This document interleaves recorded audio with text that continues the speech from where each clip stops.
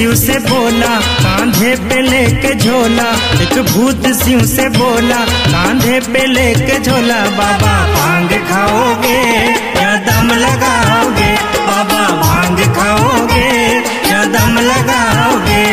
एक भूत शिव से बोला कांधे पे लेके झोला, एक भूत शिव से बोला कांधे पे लेके झोला, बाबा भांग खाओगे या दम लगाओगे, बाबा भांग खाओगे या दम लगाओगे।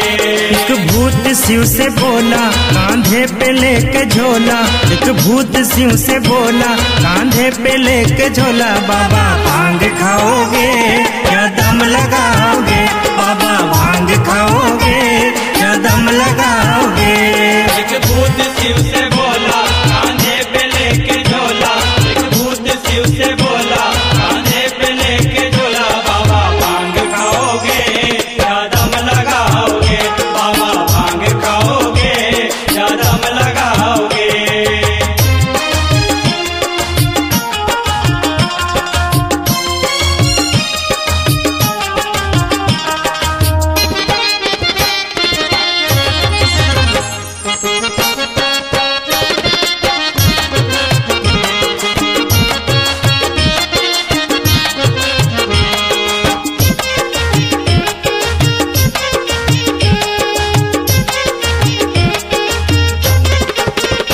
तेरा भूतों से है याराना, तेरा भूतों से है याराना, तुझे भूतनाथ कहता जमाना, ये भूतनाथ कहता जमाना।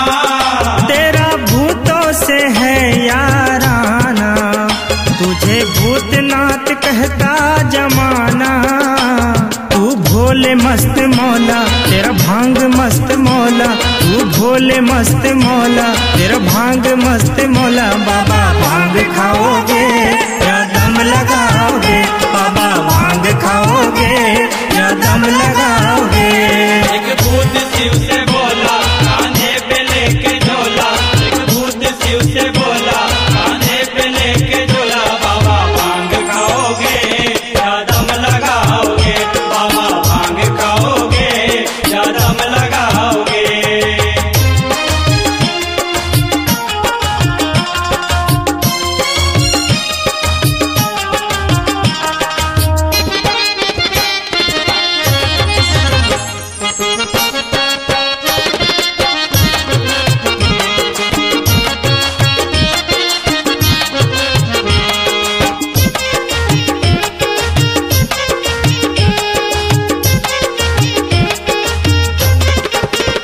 तेरा गांजे से रिश्ता पुराना, तेरा गांजे से रिश्ता पुराना, जानता है ये सारा जमाना, जानता है ये सारा जमाना।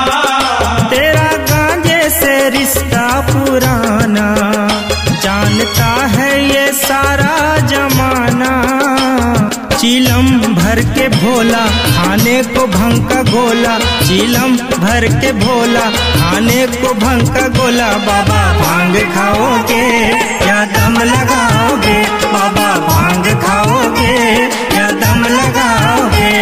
एक भूत शिव से बोला कांधे पे लेके झोला, एक भूत शिव से बोला कांधे पे लेके झोला, बाबा भांग खाओगे या दम लगाओगे, बाबा भांग खाओगे या दम लगाओगे।